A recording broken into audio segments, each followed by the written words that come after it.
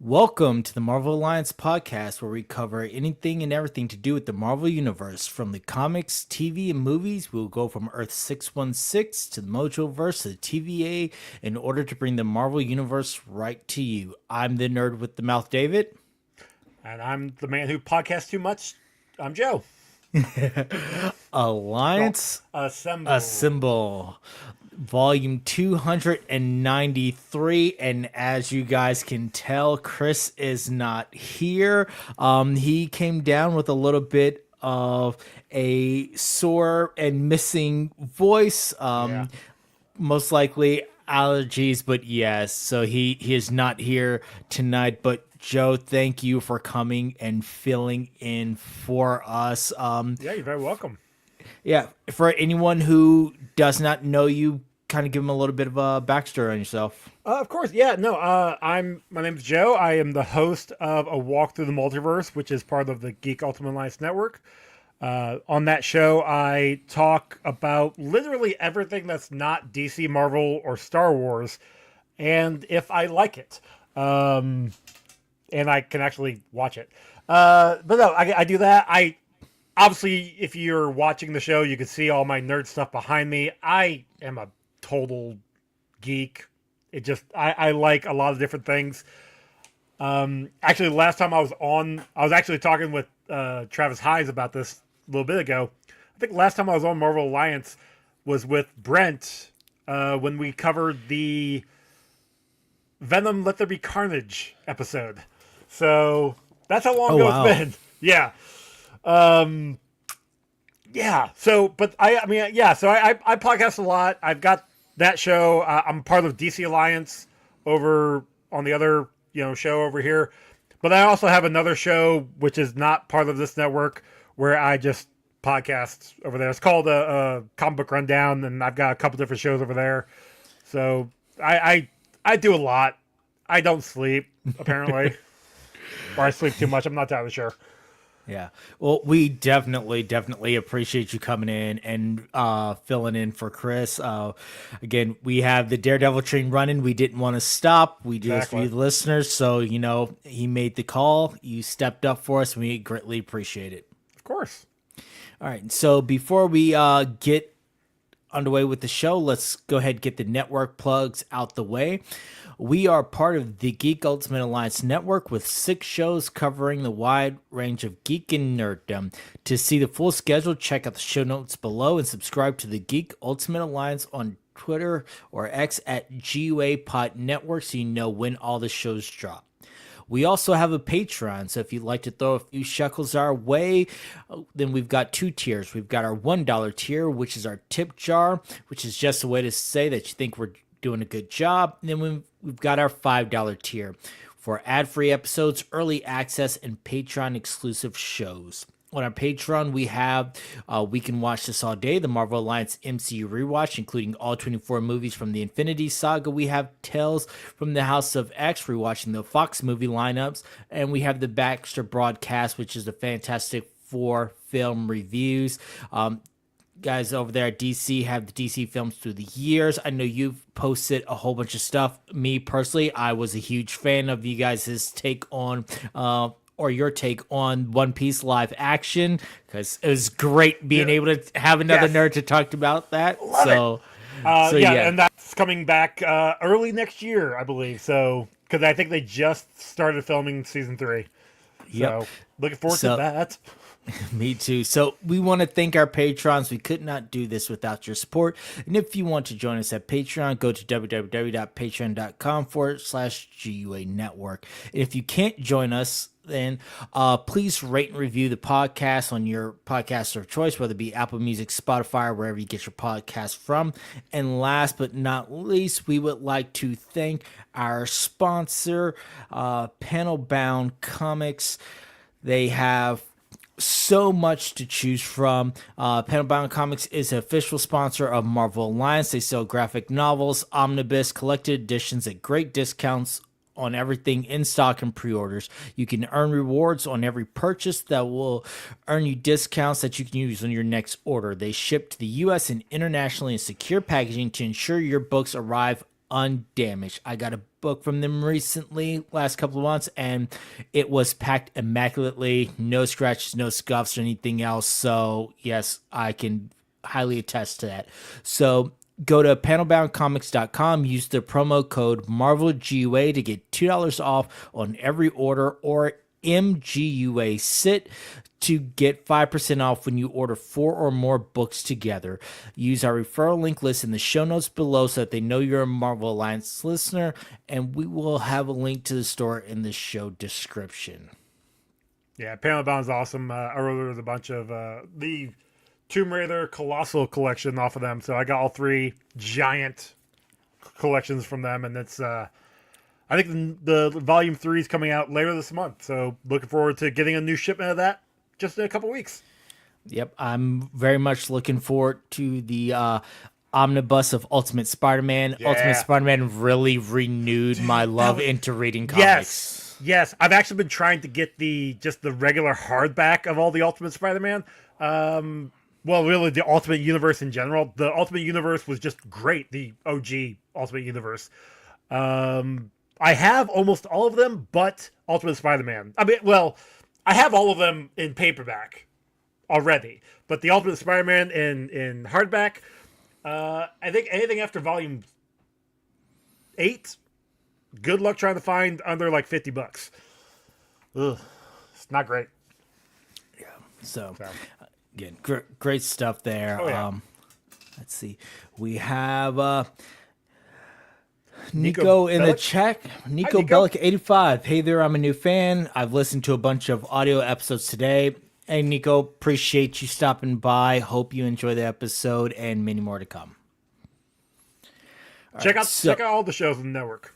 Yeah, we've got multiple shows. Whatever your fancy is nerddom, trust me, we have got some version of it covered. You will definitely enjoy everything here on the network. So let's go ahead and just dive right into our main topic. That's Daredevil Born Again, Season 2, Episode 5, The Grand Design. Overall, what were your just kind of overall thoughts on the show before we get down to the nitty-gritty? Okay, so before the first season even started, I had to go back and rewatch all of the Defenders universe because I didn't finish it beforehand. Like, I think I'd gotten up to what was it? I think like season 2 of Jessica Jones, and then I just stopped. I don't remember why. Just stopped. So I rewatched all of it, and so rewatching all that was great. Season 1, loved it. Season 1 was wonderful. This season so far has been awesome. Really kind of sad that Punisher's not in it, but obviously we're getting the Punisher show. It's going to explain that, hopefully.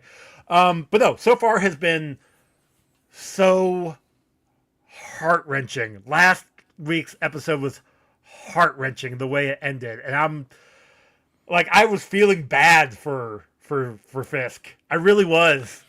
I shouldn't be. The man is a complete a-hole, but like, I was feeling bad for him. This episode did not help that whatsoever. But yeah, it is. This episode was really good. I'm not gonna even hold back, even trying to pretend. This episode was really good. Yeah, I agree. It had a lot of amazing spots. I will go on one mini rant in a second, but I will say, like, the overall parts of the show, it was good. It was slower. It does, we've been on this upswing of the action. This one pulls the action back quite a bit. It's a much slower thing. My only issue with this show, and if you've been listening to our season review so far, you will know that I am a fan of when Daredevil, quote unquote, throws them hands. We did not get any hands thrown in this episode, and that was the only thing I was like, I like the story build, I like the beats here, I see where you're going, but someone needs to catch hands. Yeah. And that is my only complaint. Is I'm like, come on, man, it's Daredevil. Someone's got to catch some hands at least one point. Yeah, no, that's fair. That's completely fair, especially after last week's episode. And he could have easily gotten Bullseye. Dex could have gotten maybe a punch or two after the attitude that he was giving him, but especially after the name drop. But no, didn't do that.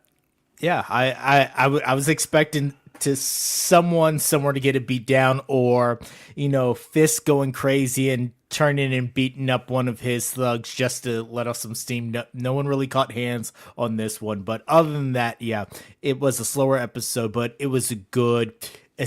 I will call it a world and season building episode. I mean, we're really setting up for where we're going in the future with that. Yeah, 100% agree.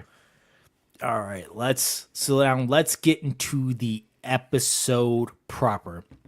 This episode opens up with Vanessa being rushed into surgery after the events at Fogwell's gym. She still has that shard of crystal or glass stuck in the side of her head.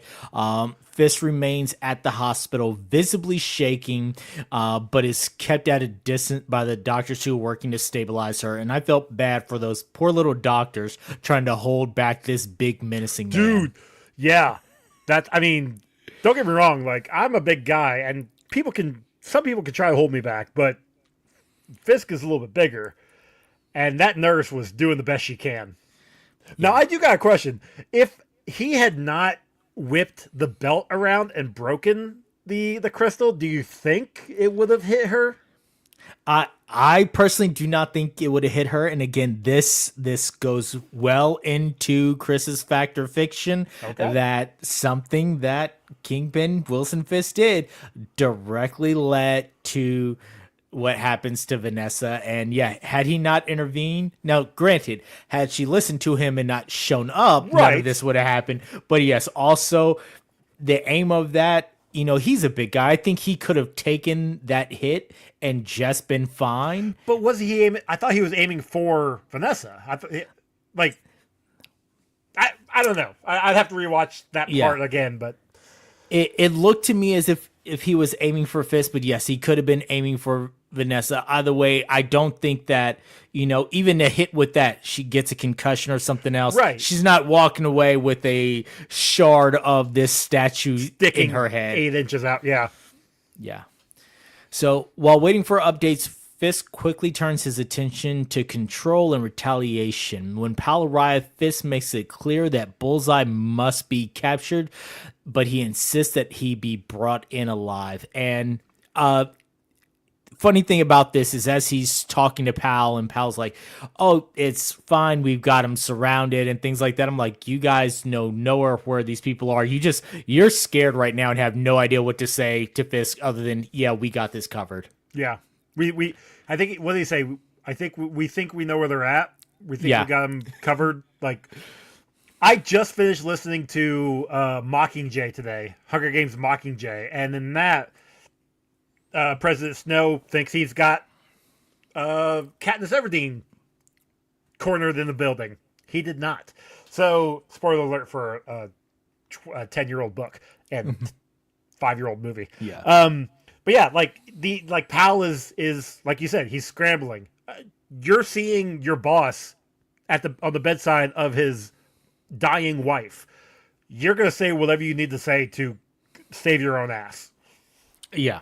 Okay, this is not the moment to look weak and ineffectual in front of this very, very angry man. No. As the surgery continues, doctors later describe Vanessa's condition as unstable but manageable, offering conscious optimism. Fisk stays by her side throughout, holding on to the expectations that she will recover. Mm-hmm. I think the surgeon even says, he doesn't know where the medical ends and the soul begins. Like he's trying to be very existential and reassuring, knowing again that this is going to be touch and go. Yeah. But again, what do you say to this angry man? Do you say, hey, there's like a 5% chance that she's going to be saved? Because he's going to look at you and say, if you don't save her, that's your ass. It's you're talking to the mayor of New York City, and it's like, hey, we can't save your wife. Are you sure about that? Are you sure about that?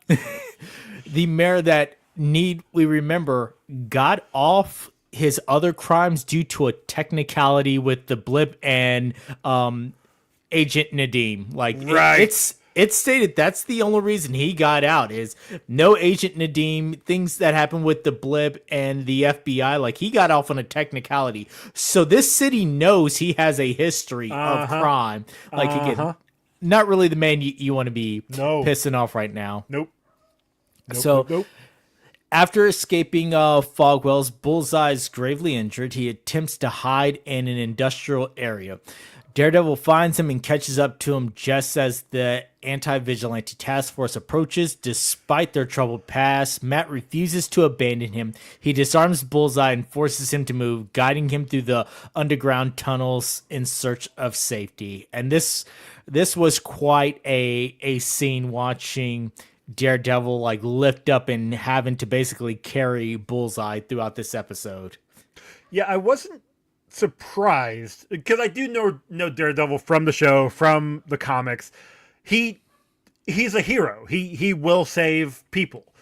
So in my head, he's making sure Bullseye will get the justice that he deserves, which seems like is what he's doing. At the same time, though, he also knows that if he leaves Bullseye to Powell, to the anti-vigilante task force, Fisk is going to kill him. And he doesn't want that. Yeah, he knows there's no clear way out. There's no justice to be served by him getting caught. So during the escape, Bullseye questions whether everything they do truly matters and frames Vanessa's condition and Foggy's death as part of the same balance, as if he could reward a bad action, Foggy's murder, with Vanessa's possible death. When he mentions Foggy directly, Matt reacts immediately, physically restraining him, throwing him against the wall, and warning him, do not say that name. Why did you say that name? Yeah, you said the name of his best friend that you killed. Bad idea, dude. Yeah. Bad idea. And it was so funny because I did get some BVS moments from them. It's like, you don't get to say his name. What? I'm like, oh no, we're not going down this road, are we? Nope. Well, they got close. Yeah. So even so, Matt continues to help him, making it clear that saving him is tied to his own past actions, including the time he tried to kill Bullseye. Which makes sense. Like, he's trying to get retribution for what he did. Yeah. And 100%, that actually falls in line with what Matt believes. Whereas Bullseye, he's thinking, oh, well, I did a bad thing, so I'm trying to fix that by doing a bad thing. No, Matt did a bad thing. He's trying to reconcile that by doing a good thing. Yeah, that good old Catholic guilt. He's like, hey, exactly. I tried to kill you before, can't let you die now. Like, I have to absolve myself for my attempted murder, plus I can't let you be on the line for anything else. Mm-hmm. So, intercut with the present-day storylines are flashbacks to an earlier case handled by Matt and Foggy involving an inmate named Ray McCoy, the brother of an old childhood friend of Foggy's. The two discover that a key search warrant containing an incorrect address that could invalidate the entire case. This creates a moral conflict to allow a dangerous man who sells drugs and traffic arms to walk free, or ignore it and ensure that he is punished. And this really showed that, like, back in the day, Foggy was more of the quote-unquote soul of the team. He was the moral compass. Yeah. I was actually, and I don't know if you guys had talked about it in previous episodes. I'm backlog on episodes. But I was kind of surprised to see that Foggy returned. I was really kind of happy, too. That was really, really awesome. But, you're right. Like, Foggy is the heart and soul. Matt may be, the blind lawyer and the gimmick for the most part. Foggy is what kept them together. Foggy was the one that he was the lawyer. He knew what he was doing. And going back and watching the old episodes of Daredevil, watching even, well, I was going to say in the first episode of Born Again, but he actually gets killed in the first season, so never mind. Yeah, so watching the old show, that is Foggy. He does the right thing. It's what he always did. Yeah. So In this moment, Foggy ultimately chooses to act on principle, believing in second chances. He ends up giving Ray some money that he and Matt had been collecting to start their own law firm. So he takes this money, puts it in an envelope, gives it to Ray, and says, "This is for you to disappear, start over, knowing the risk." These moments directly influence what's going on with Matt in the present. Doesn't surprise me one bit. I felt like they showed the money, and I'm like, okay, that's fine, makes sense, because they're gonna, that in the future they're gonna start their own business. Yeah. The case comes up and everything, all that, and like, why did they show that money? Okay, I see what you're doing there, show. Yeah, when Ray said that, if he goes into prison, he will be killed. Like, all of this is just to get him in there. Then I knew at that point, I'm like, all right, Foggy's going to try and help him out some way. Again, that's how Foggy is. Yeah. The flashbacks also reveal early moments in Fisk's rise, including conversations about expanding operations, adapting to the new financial system. We even get a shout out to, the early startup of Bitcoin at this point. Right. Also, Wes comes back. Again, another guy from old Daredevil. That was awesome to see as well. Yeah, definitely giving those who have watched along the way a lot of moments to tie back to. Which is awesome. Yeah, these scenes connect to his first meeting with Vanessa at an art gallery, showing how they met and how the connection between them was always deeply personal. Now, I will say one thing about this. In all of his flashbacks of Vanessa, she is wearing white when traditionally she did not wear white up until the time when she caught the stray to the head. Other than that, she was normally in red or something like that. Right, I always remember that too. So to me, this was kind of his... Even though this is Wilson's flashbacks, this is kind of him envisioning her as the angel that he views her as, or this bright and shining part of him that he views her as, that she is always in white. Okay. So, while Daredevil transports Bullseye, he takes him to a church he used to attend, hoping to find temporary safety. The young seminarian at the church agrees to help. This is the same seminarian that we saw in the first episode who talked to Bullseye when he was asking where Sister Maggie is. So he agrees to help, but the situation quickly becomes complicated when the anti-vigilante task force arrives and begins to search the building. And they just straight up say, like, yeah, I don't care if this is holy ground. We got more men than you. And they bust through those doors. Ugh. Look, I've talked about this covering The Boys. It's the parallels of the show and what is going on around the world is very interesting. Just saying. Just go with that. No sanctuary cities here, and I'm sorry, but the Catholic Church has no power against the government right now. Is what this episode was saying. Weird how that doesn't work out in real life. Yeah, anyway. It's funny how shows written and directed a year, 2 years ago, just these things are there. Weird, interesting. It's like they don't see it happening. Can't read the writing on the wall or anything. Yep.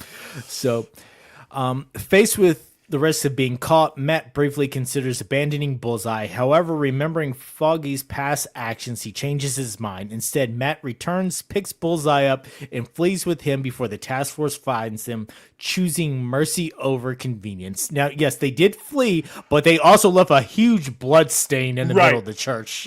I was also very shocked that Matt actually left. Like, he actually made that decision of, like, I can't save you. I have to go. Like, I was very shocked at that. But he did come back. And I as soon as he had the memory of finding Foggy in the building, in the hallway, after giving the money to Ray, it's like, all right, he knows what his moral compass is telling him. He's going to go back. And he does. He goes back and he gets Bullseye. He gets out of there. And you're right. When the task force comes in to the back room, finds all that blood, I definitely feel bad for that pastor. Yeah, he's gonna be in trouble. And that's what I thought too when I looked down and I saw that blood and the seminarian is standing behind the anti-vigilante task force, and I'm thinking to myself, I go, Oh man, this is not going to be pretty for this guy Yeah. at all. So yeah, no, I felt super bad for him. Before we get into the crescendo of the episode, I'm gonna go ahead taking that our probably only ad break now. So listeners, we don't control the ads. Sometimes they can be at high volume, so we just kind of give you a warning before they come. So here's your first ad in 3, 2, 1. And we are back. So coming out of them escaping the church, like you said, Daredevil had fully left the building. He left Bullseye lying there in a pool of his own blood, bleeding out. He got out the building, almost down the street, when he was like, you know what? I got to go back. They're going to hurt him. So that was, again, going back to Foggy, everything that he had stood for, all the positivity, all the things that they talked about when they were coming up as young lawyers is all bleeding back into Matt and creating this moment where he's like, look, even though this person did wrong, we still have to do right by them. Yep. So at this point, Matt brings Bullseye to Karen, who is at their hideout, and she is visibly shocked. And when I say visibly shocked, she side-eyes that man like, That the hell look on you his doing? face. Oh, yeah, that was terrible. Yeah. So Matt asks her for help, but again, she's just in this shocked face that you brought this man to our hideout, our home. The hell? The funny thing is, he probably already knew where it was. It's Bullseye. He's probably been following them everywhere they went, regardless. But Oh yeah. he doesn't care. If he wanted to, he could have killed them at any point in time. Yeah. He respects them. If he was outside of Cherry's apartment in order to save Matt there, and he knows all this other things, then he had to have known where their hideout is. Right. Like, this wasn't some unknown information. He could have broken through the window. He could have taken them out at any point. He chose not to because he's on his quote unquote redemption arc. Yeah. So, also, while this episode is going on, I'd be remiss if I talk about it. We are also intertwining with our B story of Daniel Blake and Buck Cashman going on a little bit of a road trip, as Daniel's kind of feeling a little bit guilty because he thinks, okay, the information that I'm saying is leaking out, and now, we're taking this road trip to Albany. And Buck is super quiet, and he's telling his story about his time in the British Secret Service and in the army and how he's killed people before and all this other stuff. And you can just see Daniel's, is having this moment for the son of the guy who played Tony Soprano. He's thinking back to some Soprano episodes of, oh man, I'm driven upstate into the woods to be taken out. What's really awesome is that Buck also, his backstory also kind of intertwines with Foggy's, because he was tasked to go take out Ray, but he didn't. Yeah, I think. He didn't at that time. So what happens here is he's taking him upstate to go maybe kill Danny. Not his name. What's his name? Shit. What's his name? Daniel thinks he's about to get killed because they stop, because originally Buck says, hey, we're going for hot dogs, and then Daniel starts to realize we're not getting hot dogs, we're not driving to Albany for hot dogs. And then they stop off. Buck goes in, gets a shovel and an electrical saw, which is hilarious. And again, he is just sitting there like, "Oh God, this is it for me. Like he's gonna kill me." So I was gonna ask, because obviously, at the end of it, he doesn't. He finds out that there's somebody in the trunk. Is that Ray in the trunk? Because I couldn't tell. That was Christoffy, the first mate from the Northern Star. Okay. So that makes more sense. they have him in there, and then that's when Buck says, "This is your time to pick your fate." And again, you still think Daniel's about to get it, and he goes, "Saw or shovel," and opens the trunk, and you see Christophe wrapped in plastic. So it's one of these. All right, this is your moment to step up and prove your loyalty to Mayor Fisk in this way. When the whole time, again, Daniel's thinking like, "Oh, I am a dead man." Now the fact that he has to know that BB is leaking all this stuff, especially after this episode, because he told her that Vanessa is in critical condition, and then within like an hour, the news reports is saying that she's in critical condition, and he's just like, BB, you totally screwed me. What are you doing? It's like he knew before. He had suspicions before. What are you doing, dude? Like, come on. Yeah. Had it been me, I probably would have fed her some false information, because you already suspect her. You suspected her after the apartment thing. You suspected her when you two went out when you had dinner at your apartment. Mm-hmm. After that, like, you already suspect her. So I may have saying like, oh, she's in critical condition, it's touch and go. And then you can always come back and clean that up later, like, oh, she's starting to get better, so now she's stable. But, he told her that, and an hour later it's on the news, and he's like, oh, damn it, BB, what did you do? And then the next thing you know, Buck is saying, let's go get hot dogs at Albany, and you're like, I am. It's like, I'm screwed. Yeah. Yeah. Yeah, it's funny. It's great.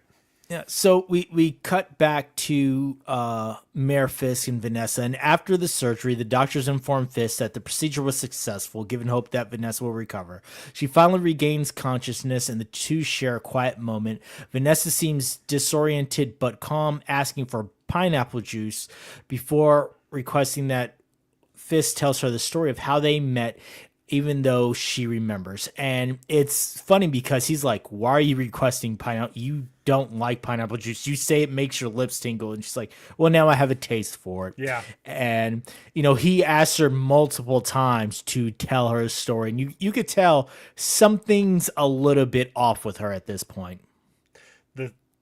Yes. I mean, you'll talk about it here in a second, but the second time she asked, I'm like, oh no. I knew immediately what was going to happen. Yep. So he tells the story again. We get some more flashbacks, the painting, the art gallery, everything else, and then the moment is short lived, because after a brief moment of silence, Vanessa again asks Fisk to tell her story, and the mayor finds it strange. He tries to speak more, and her condition starts to worsen. You could tell her speech is slurring, her eyes are rolling, the monitors begin to malfunction, and Fisk immediately screams for the medical team. Yeah. At this point we know something about this did not go well. Yeah. In the final moments, doctors attempt to resuscitate and stabilize her while Fisk watches from the side, visibly shaking. The episode cuts out amid the chaos, leaving her fate that Vanessa may not survive this time. Yeah, probably not, if I'm being honest. Yeah. So that's how we conclude the episode, and it's giving me a lot of vibes that, this is going to be the jumping off point that Mayor Fisk is going to go absolutely crazy. Oh, yeah. Well, 100%. If with her dying, it's going to be a nonstop vigilante takedown for him. Like, he's gonna tear down the city, looking for Bullseye, looking for Daredevil, anybody in a mask, and that's gonna be it for him. Yeah, that's all he's gonna do. The war is going to be on. So, like we said earlier, this was a slower episode. A lot of exposition, a lot of building the world and building. Mm-hmm. Not only where people came from, also giving you a look. If you had not seen the Netflix era, you kind of get more of a look into Foggy and Matt, on their coming up as lawyers. You get a retelling of how Wilson and Vanessa met. So you get all these pieces into play to show how much he really cares about her. So when he goes absolutely crazy on the town and starts going full on martial law, we understand why. Yep. Yeah. I think that, we know that Jessica Jones is returning this season. We saw from the trailers that she is going to have some interactions with the anti-vigilante task force. So I'm thinking that after this, Mayor Fish just declares a war state on the city. And this is when Daredevil has to bring in some help because things are just getting too crazy and out of control. Yep, I can see that. So, all right. So that was episode 5, the grand design. Again, I'm looking forward to episode 6 and the fallout of this and where we go, and to know definitively for sure the fate of Vanessa. I don't think she survived, but again, we don't know until we see her 6 feet under. Right. Yeah, until we see the body, especially in comic books. Well, even then, when you see a body, it's not always gone, so. Yeah. So, that there used to be the joke that no one stays dead other than Bucky and Uncle Ben, and both of which came back. Well, yeah. And Jason Todd. Yep. So all 3 of them came back. So you never know. I have a factor fiction about her coming back. So again, you never know with these people. All right. So that wraps up our recap of episode 5. Like I said, we are going to skip feedback and listener questions for this week. They will be paused until Chris returns next week. We do have a good question that we're just going to hold on to from our friend Anthony Dorsey. So don't think we forgot about it. We're just going to hold on to it next week. Same thing with Factor Fiction. Again, since this was such a last minute pinch hit step in, not going to force our friend Joda to come up with 3 Factor Fictions in an hour. I would have had to come up with something in an hour. I'm like, I don't know what if this happens? Yeah, I don't know.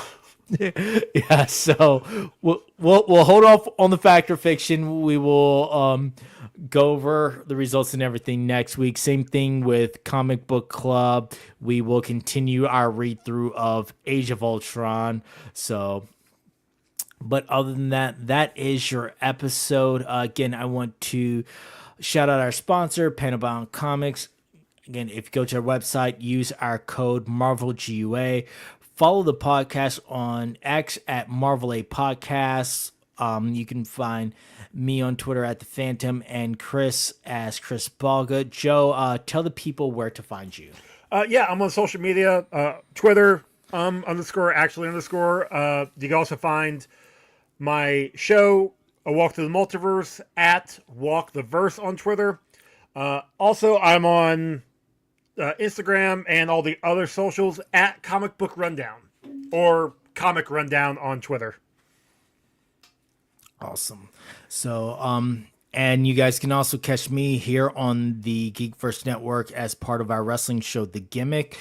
This is WrestleMania weekend, so I've already told everyone in my life that starting tomorrow at 7 p.m. Central Standard Time until Sunday night at about 11:30 p.m. Central Standard Time, you do not know me.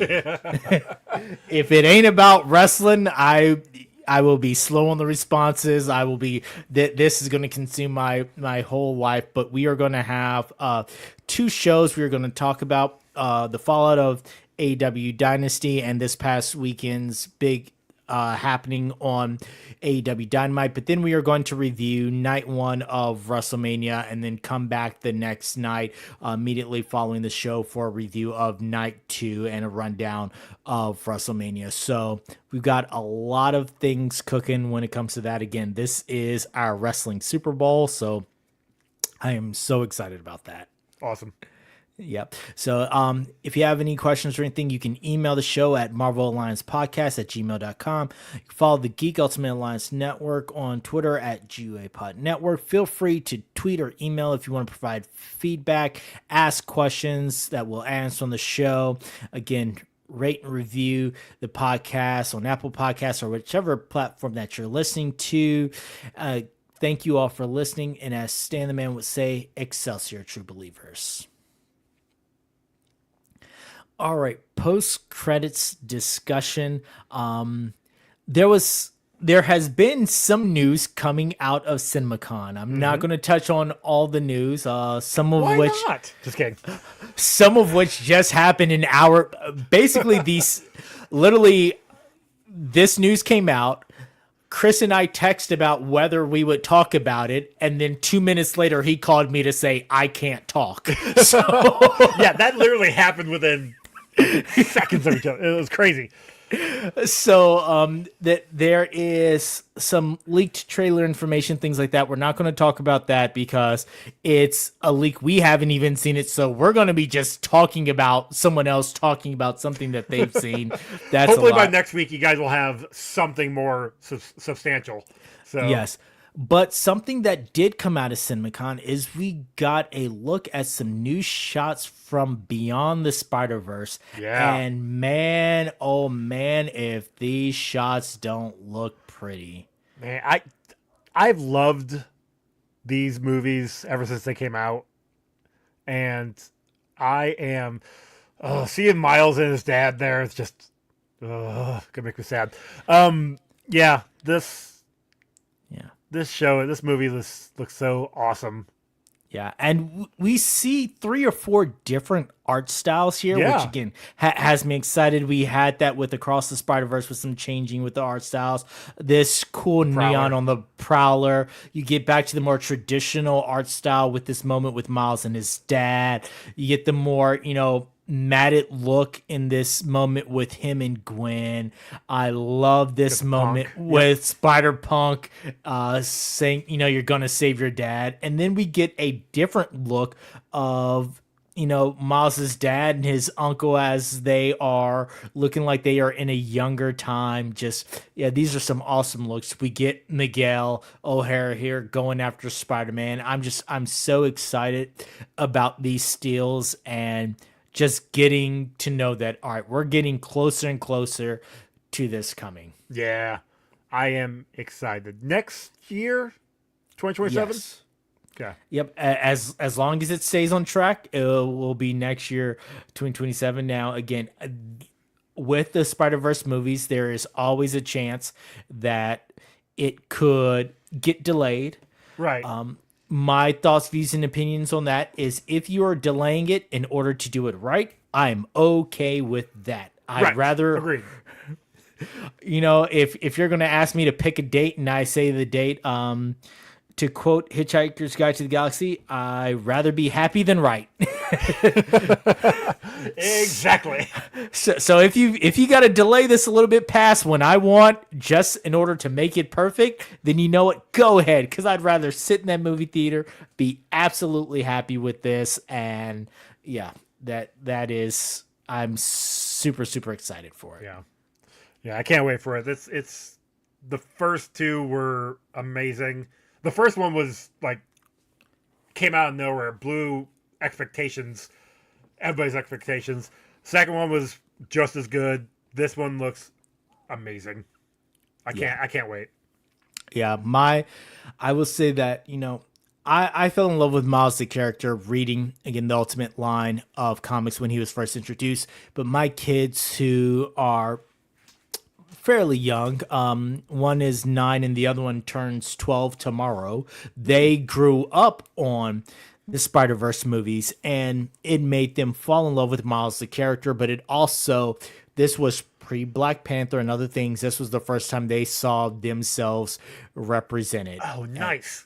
As a character. So that has always been a sticking point with me. Like, my kid saw Miles, he saw the hair that Miles has. That's the way my oldest kid's hair is. Like, he's followed throughout, and it's always been this is somebody that we can connect with. And so because of that, watching them grow up with these, I'm excited for the next round of these movies. That's what I love about comics, man.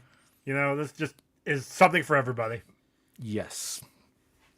So that being said, that is our show. Again, Joe, I thank you so much for filling in. I know this was kind of a quick show today with us skipping a lot of things, but again, I appreciate you just taking the time. Last minute call with an hour to go saying, hey, are you available? And yeah, Chris appreciates it. He hopes to be back next week. Again, he thinks it's just allergies just took out his voice at the last minute. So he should be back to full strength so that we can continue our run through Daredevil and this season. Yeah, thank you for letting me come on. Thank you for having me. Always a blast. So hopefully I'll come back on in the future. Yes, absolutely. So, well, other than that, again, we appreciate everyone for listening, and we will see you guys next week. Bye, y'all. Bye. Bye.